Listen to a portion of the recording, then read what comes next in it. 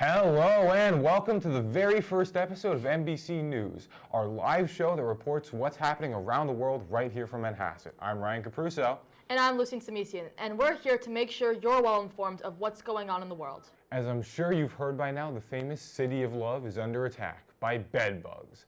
Last month, the world-famous Fashion Week was rudely interrupted, not by the latest runaway trends or haute couture, but by an infestation of blood-sucking parasites, bedbugs. Personally, I'd rather be anywhere than Paris right now. Let's hear from Lucas Wang with a report on the horrifying epidemic. Thank you, Ryan. As you mentioned, bedbugs have taken the city by storm. These relentless pests have been wreaking havoc across the city, invading apartments, movie theaters, and even the city's metro system. Parisians are finding it nearly impossible to escape these pesky intruders. The situation has gotten so dire that the French government is now on the brink of taking emergency measures. There's even speculation that the 2024 Olympics, set to be hosted in Paris, might be relocated if this crisis persists.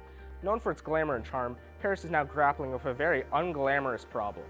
And it's not just Paris that's feeling the effect. The bedbug menace has spread its wings beyond the French capital, infiltrating other European countries, including the UK. Additionally, some areas in the United States, such as New York, Chicago, and Arizona, have reported their own battles. Could these battles eventually turn into a full war against bedbugs? Furthermore, bedbugs are notorious for their knack for invasion. Their small size and ability to hide in clothes, suitcases, and furniture make them incredibly challenging to control. Their stealthy nature is why they've become such a pervasive problem, crossing borders with ease. Fortunately, there's a silver lining to this dark cloud. While bedbugs are a massive inconvenience, they aren't a serious threat to physical health.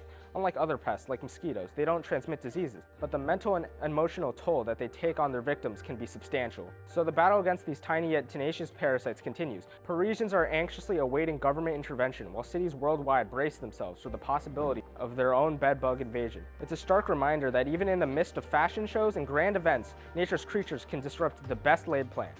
Back to you in the studio. Thanks, Lucas. Just shy of 2 weeks ago, 5 new planets were discovered by NASA. Let's go off to Dennis for this exciting extraterrestrial development.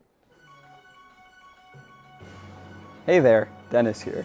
There have been some fascinating discoveries in the astronomical realm recently. On October 12th, NASA discovered 5 new gas giants, HAT P2C, TOI 199b and C, TOI 858b, and TOI 1408b. Now, I've decided to further investigate TOI 1408b, as personally, I think it's quite enticing visually. With a reddish-orange color and being striped down the side, it's got a similar complexion to that of Jupiter's. The lonely planet orbits an F-type star every 4.4 days, and its mass is that 1.6 times of Jupiter. Additionally, the radius of the planet is 1.5 times that of Jupiter. All of these planets, especially TOI 1408b, were discovered by the Transiting Exoplanet Survey Satellite, or TESS for short. As always, keep looking at the skies, and I'll see you back on Earth. Thanks, Dennis. According to the CDC, about 1 in 10 Americans suffer from diabetes. However, there's a company changing the game on how we treat the condition using groundbreaking technology. Let's head off to Alexia Mellis to hear more about this new medical advancement. Diabetes type 1 is a disease that affects the body's ability to process insulin made by the pancreas, which can lead to high glucose problems in the blood. Because of the serious health risk, people with diabetes 1 need to inject insulin regularly to mitigate its effects. Diabetes 1 can be inherited genetically or caused by viruses, and it can occur in all ages. It affects over 1 million Americans. Scientists have been looking for better alternatives for diabetes 1 patients to avoid them having to carry insulin and needles everywhere. But these alternatives have their own issues. Insulin pouches avoid the needle issue, but they can be painful and protruding. Other research has been conducted with implanting cells to the pancreas, but there are risks and it's not a permanent solution. Living with type 1 diabetes is difficult, but a new study by researchers at MIT offers hope for a better solution. They have developed a device that contains hundreds of thousands of insulin-producing cells that could be implanted in a small patch on the skin.